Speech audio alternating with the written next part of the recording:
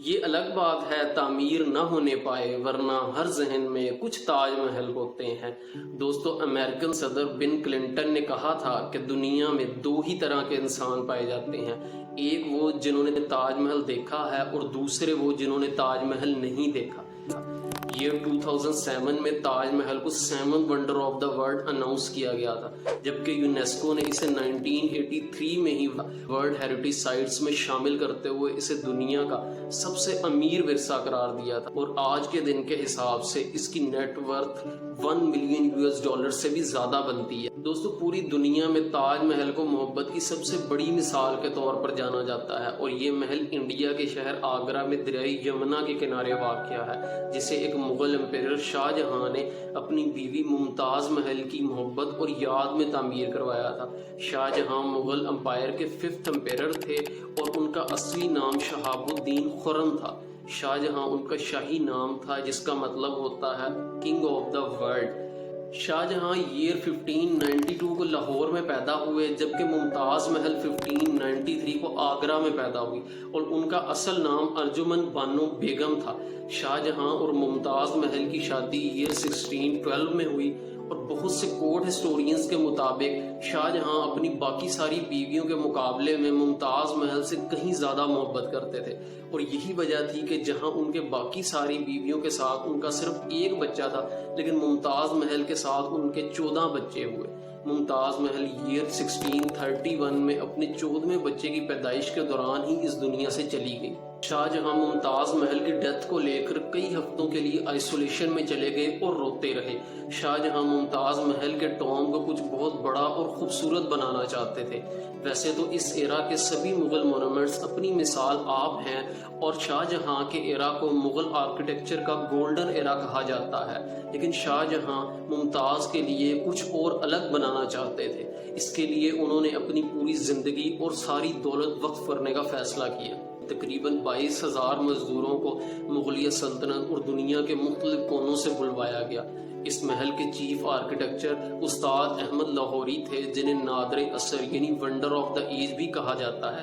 کیونکہ ممتاز محل کی قبر یمنا ریور کے قریب تھی، اس لیے زمین سافٹ ہونے کی وجہ سے اس محل کو بنانا کافی مشکل کام تھا، لیکن مغل انجینئرز نے اس کا حل یہ نکالا کہ یہاں پر گہرے کنویں کھدوائے گئے، اور انہیں تب تک کھودا گیا جب تک زمین کی سرفس ہارڈ نہیں ہو گئی، اور اس کے بعد ان کنووں کو سخت پتھروں سے بھر دیا گیا۔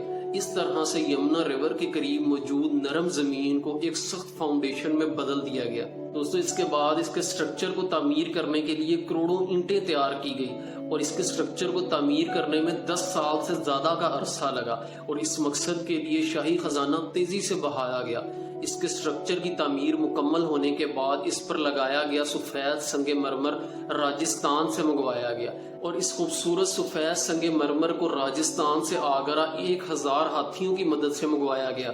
اس کے علاوہ اس میں لگائے گئے دوسرے بہت سے پتھروں کو دنیا کے دوسرے مختلف کونوں سے منگوایا گیا ہے، جس میں چائنا سے جیڈ اور کرسٹل کو، تبت سے ٹرکوائز کو، پنجاب سے جیسور کو، اور عرب سے کیرولینین کو منگوایا گیا ہے، جبکہ سری لنکا سے سفیر کو۔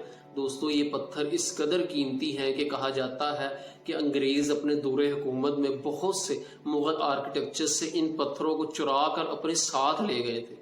تاج محل پر جو کیلوگرافی کی گئی ہے، جو مختلف قرآنی آیات لکھی گئی ہیں، اسے دنیا کی سب سے خوبصورت کیلوگرافی کہا جاتا ہے، جو کہ عبدالحق شرازی نے کی ہے۔ دوستو، 22 سال کی لگاتار محنت کے بعد شاہ جہاں اپنی بیگم کے لیے خوبصورت مقبرہ بنانے میں کامیاب ہو گئے۔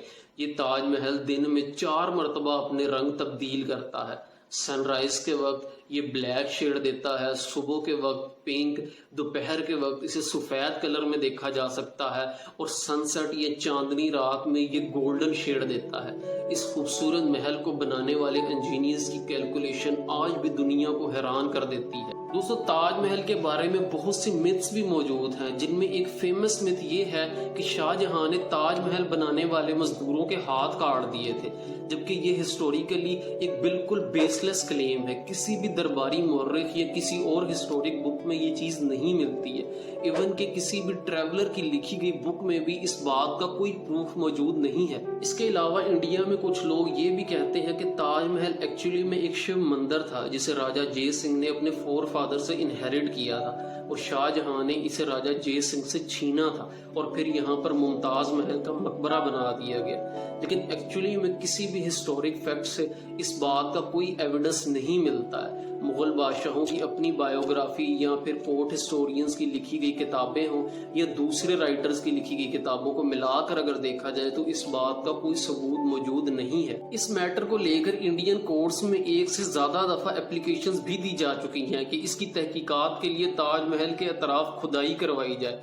जिस पर इंडियन गवर्नमेंट और ASI जो कि इंडिया में इन मॉन्यूमेंट्स को प्रिजर्व करने का एक इदारा है, क्लियरली कह चुके हैं कि ताजमहल 17वीं सदी में बनाया गया एक टोम ही है और इस पर मजीद रिसर्च की कोई जरूरत नहीं है। दरअसल दोस्तों ये मिथ एक इंडियन राइटर PN ओक ने उठाई थी, जिसे इंडिया के बहुत से राइटर्स डिनाई कर चुके हैं और इंडियन रिसर्चर्स और राइटर्स का कहना है कि PN ओक की हिस्टोरिक बुक खुद से फर्ज की गई हिस्ट्री है और इसका फैक्ट से कोई ताल्लुक नहीं है।